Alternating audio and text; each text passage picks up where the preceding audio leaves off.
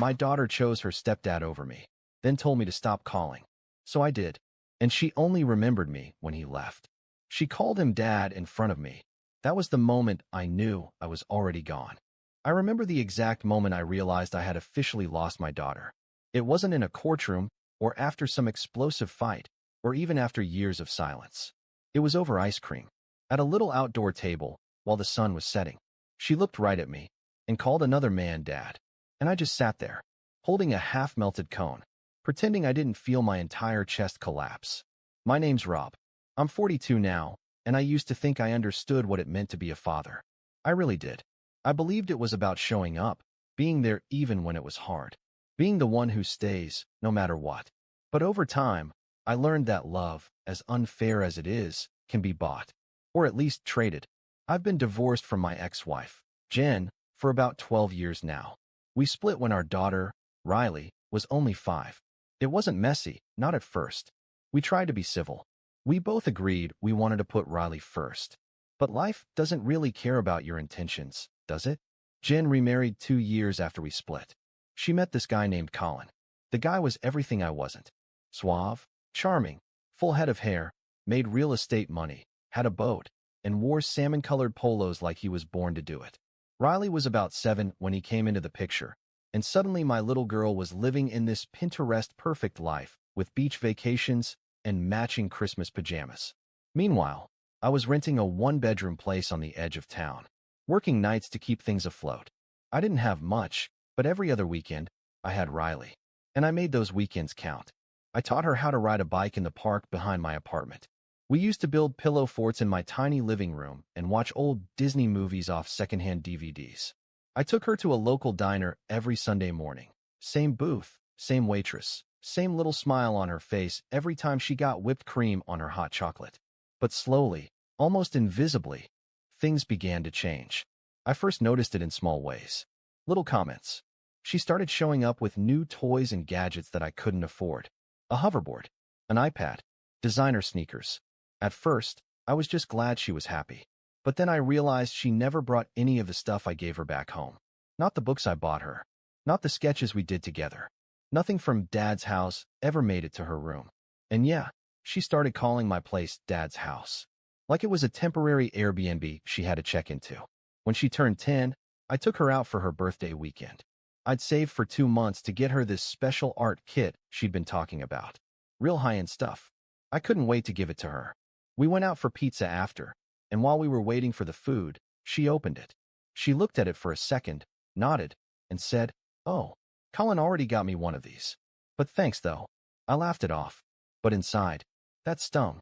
She barely touched it the rest of the weekend. And then came the day that rewired something in my brain. It was a summer evening. We were getting ice cream from a place she used to love when she was little. It was one of our traditions.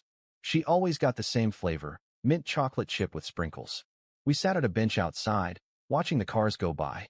I asked her how her school year was going, and she mumbled something about dance class.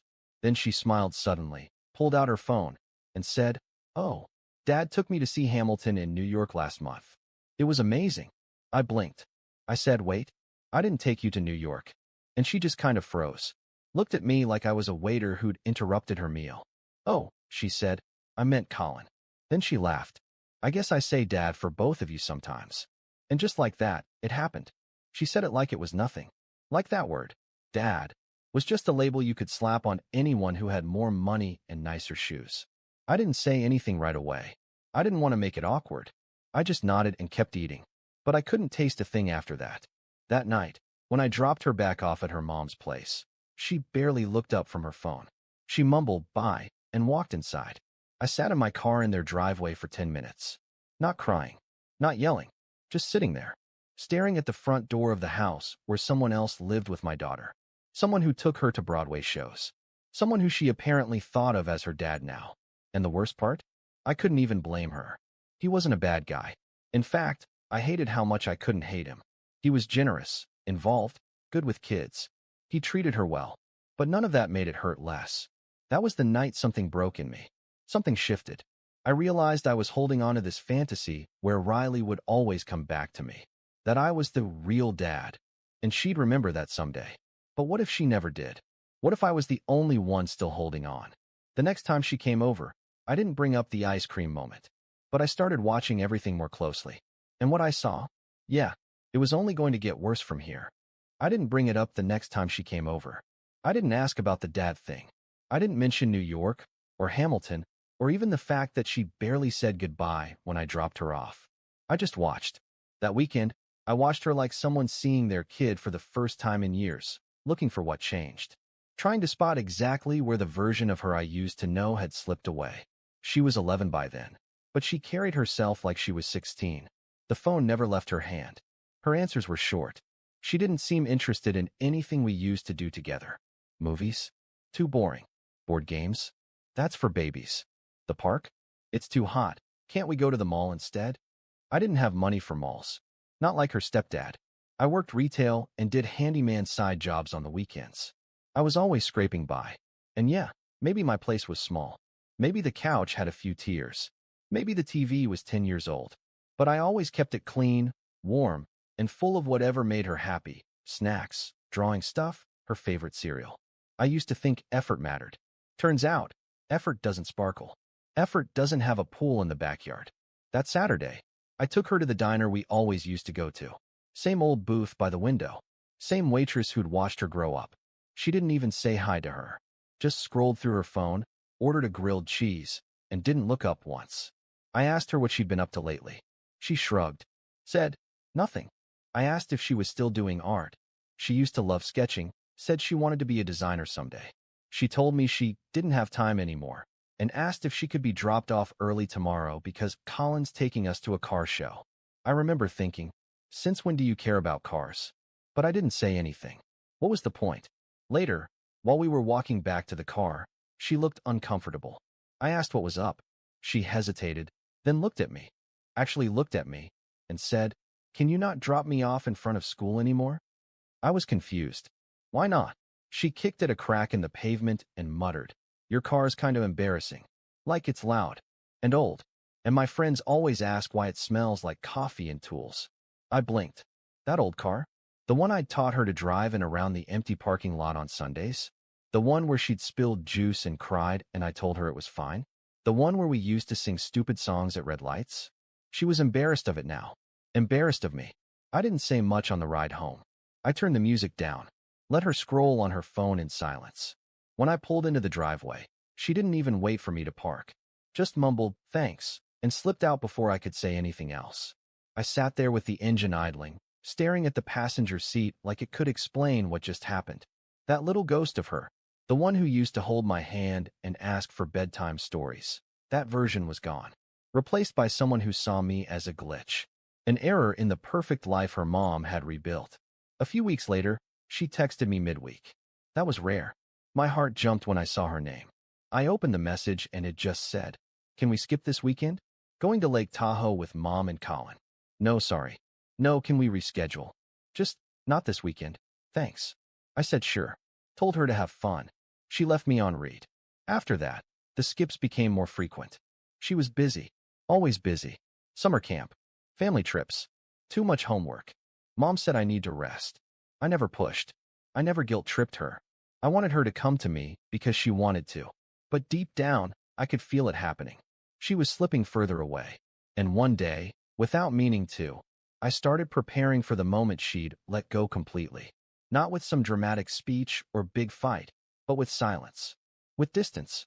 With slow, invisible disconnection. And the day she actually said the words? That day would come sooner than I thought. When she looked me in the eye and said, "Can you stop calling so much?" Yeah, that one. That broke something in me for good. There are words that stay with you for the rest of your life. Not the loud ones. Not the screaming, door-slamming kind of words. Not the "I hate you"s or the "you're not my real dad"s. No, the ones that cut deepest are the soft words. The quiet ones. The ones that sound reasonable on the surface until you realize they're the beginning of the end. For me, it was a Tuesday night. Random. Uneventful. I had just clocked out from a 12-hour shift. My back hurt. My legs were killing me, but I smiled when I saw my daughter's name on my phone. It had been a few weeks since I'd seen her. A few texts here and there, but nothing real. I called. She answered after 3 rings, which already told me something. It used to be 2 rings, Tops. When she was little, she'd yell, "Hi, Daddy," before I could even say hello. Not anymore. "Hey," she said. Flat. No warmth. Just, "Hey." I asked her how school was. She said fine. I asked what she was up to lately. Nothing really. She was clearly distracted. I could hear keyboard taps, a YouTube video in the background, maybe TikTok. I kept it light. Told her I missed her, that I was thinking about her, that I hoped she was still painting. Then I made the mistake of asking if she wanted to do dinner sometime soon. Just the two of us. That's when she sighed. Not dramatically, just tired, like she'd been holding something in. And then she said it. "Can you maybe not call so much?" I paused. She filled the silence. "I mean, I'm busy, like, all the time. I'm either with friends or school, or it's just kinda a lot." I didn't say anything right away. My hands were still on the steering wheel, even though I was parked outside my building. My chest felt hollow, like something had just been scooped out of me with an ice cream scoop.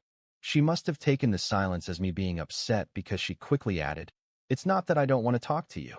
It's just, I'm older now. You know." "Yeah, I knew." I told her I understood. I said it gently. "Of course, you've got your own life now. I don't want to be overbearing." She said, "Thanks," and then, "Talk soon," and hung up. That was the last time I called her. I didn't delete her number.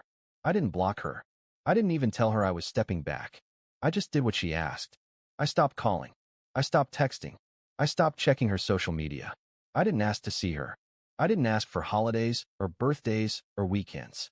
I gave her exactly what she wanted: space. And here's the part nobody tells you about walking away. It doesn't happen all at once. You don't storm out. You don't cry in the rain. You don't give a big speech about how you're done. You just get quiet. One day, you don't send a good morning text. The next, you don't check your phone at all. Then you forget her favorite cereal when you're at the store. Eventually, you stop looking at the old photos on the fridge. And after enough time passes, you realize you don't even remember the sound of her laugh the way you used to. It's not bitterness. Not yet. It's grief. It's grieving a child who's still alive, but no longer yours. She never reached out to check why I stopped calling. She never sent a follow-up. "No, everything okay?" No, I didn't mean it like that. Nothing. Weeks turned into months. Months turned into a year. And I was still gone. I moved out of state. Took a better job. Rented a small house in a quiet neighborhood. I didn't tell anyone. Not even her mom. I just faded. Quietly. Cleanly.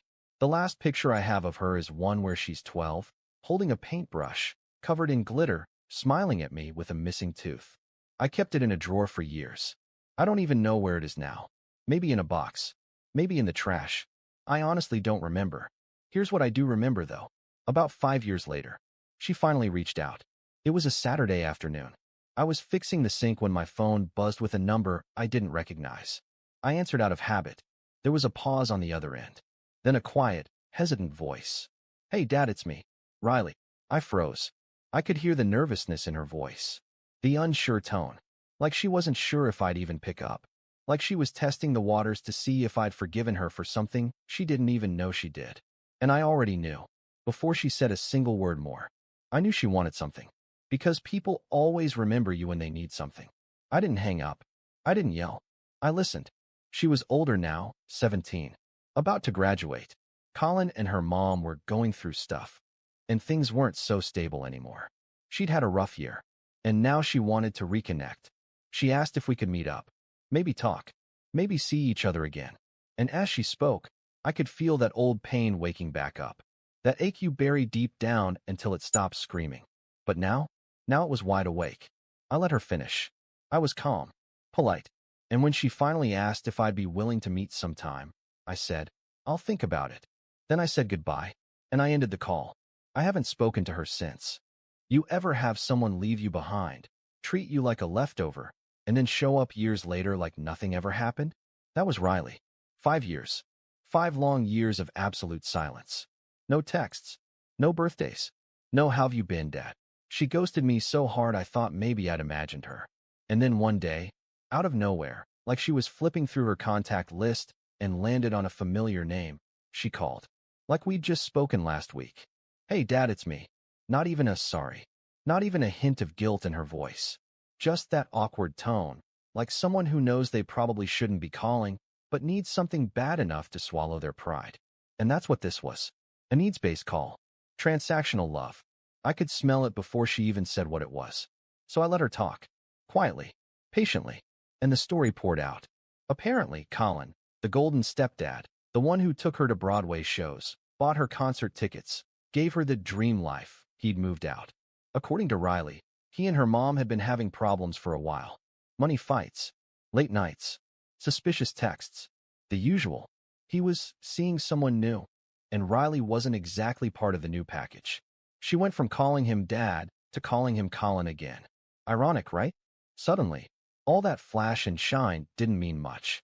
The guy who could do no wrong wasn't returning her texts. Her mom was working longer hours, probably stressed to hell trying to keep up the lifestyle. And Riley? She was floating. Lost. No safety net. So what did she do? She started dialing the number of the one person she never bothered to remember until things fell apart. Me. She told me she was applying for colleges. Said she needed help navigating financial aid. Said she felt like no one really had her back anymore. Said she wanted to reconnect. That she was ready now. Ready now? Like fatherhood was some button you could press when it became convenient again.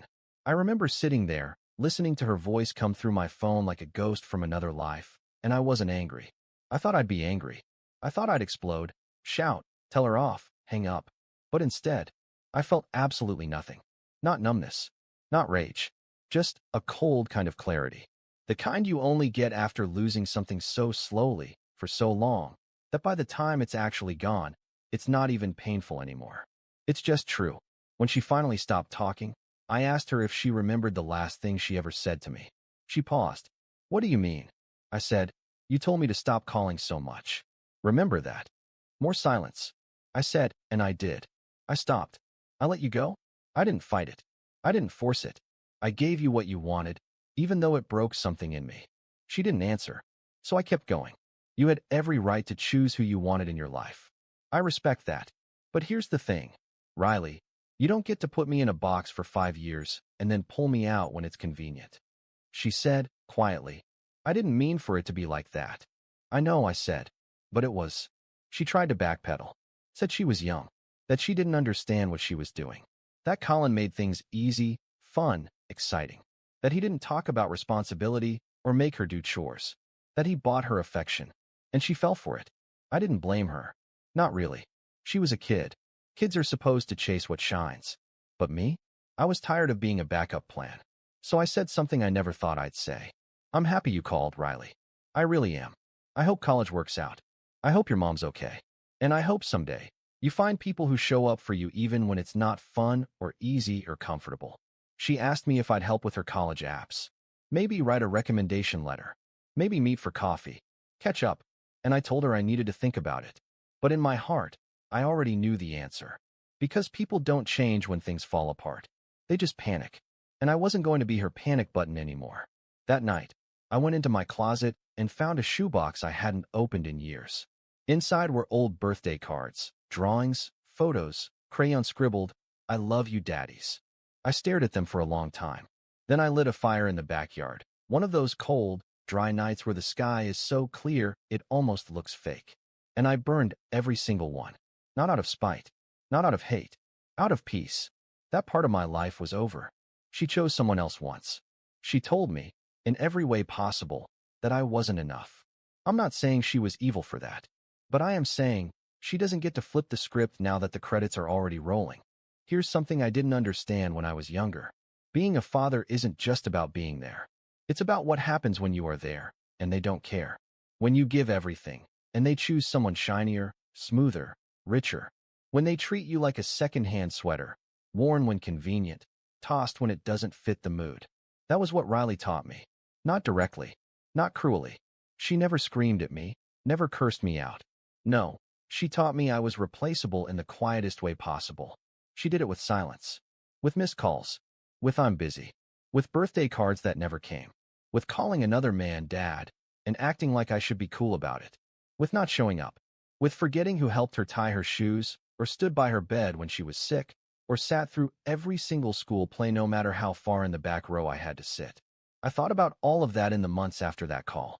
I told her I needed to think about things, and I meant it. I wasn't angry. Not anymore. I was just exhausted.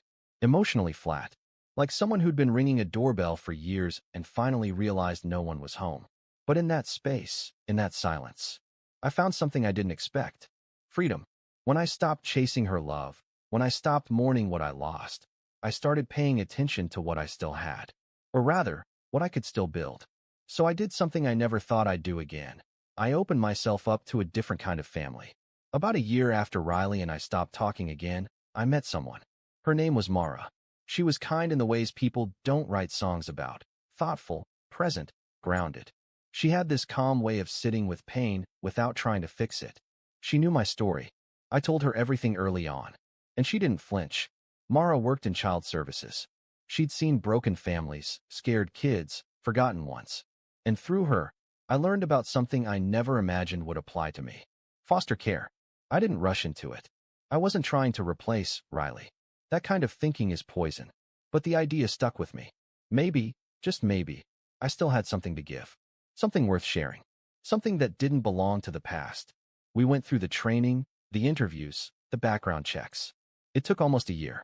But finally, we were placed with a 9-year-old boy named Ethan.